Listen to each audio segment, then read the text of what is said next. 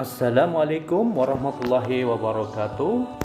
Master Politik hari ini akan mengetengahkan salah satu tokoh yang menulis tentang siasah syariah, politik syariah dalam sejarah Islam, yaitu Syekhul Islam Ibnu Taimiyah.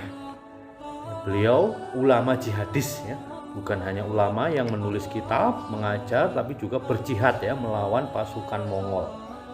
Silahkan dibaca beberapa literatur yang menerangkan keilmuan beliau, sanad beliau. Intinya di tengah pro kontra beliau ada yang mengkritik keras, ada yang memuji sangat. Beliau adalah ulama besar dalam mazhab Hambali, yang kemudian ada yang menyebutnya sebagai pendirinya Wahabi, meskipun kurang tepat. Sebenarnya mungkin Taimiyah, mazhab Taimiyah itu layak diberikan kepada beliau dalam konteks akidah, karena pendapat-pendapat beliau dalam masalah akidah memang berbeda dengan mazhab Asy'ari dan Maturidi yang menjadi mazhab mayoritas kaum muslimin hingga saat ini. Ini beberapa karya beliau, saya punya yang edisi cetak itu adalah Siasah Syariah, politik Islam menurut Ibnu Taimiyah.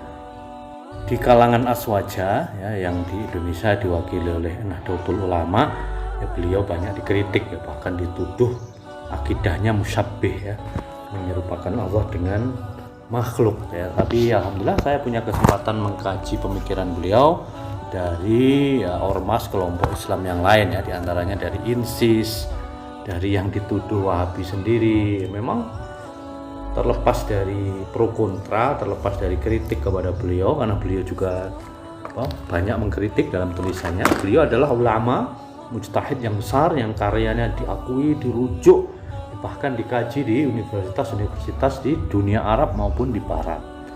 Yang paling fenomenal, tebal ini kan Majmu' Fatawa, ini sangat tebal kitab beliau, kumpulan fatwa-fatwa beliau yang dalam berbagai ilmu.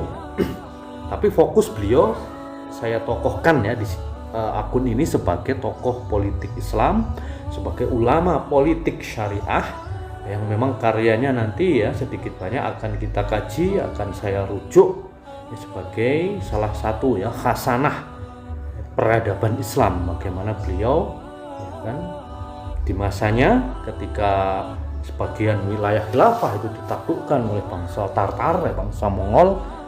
Beliau yang menulis secara ideologi melawan bahwasanya politik syariah, siasah syariah itu adalah kewajiban yang paling tinggi menurut beliau, min afdolil wajib, kewajiban yang paling afdol ketika konteksnya kan dalam kondisi beliau ketika khilafah dihancurkan oleh musuh Islam dalam hal ini Mongol, ketika syariah Islam diganti oleh sistem lain oleh bangsa Mongol.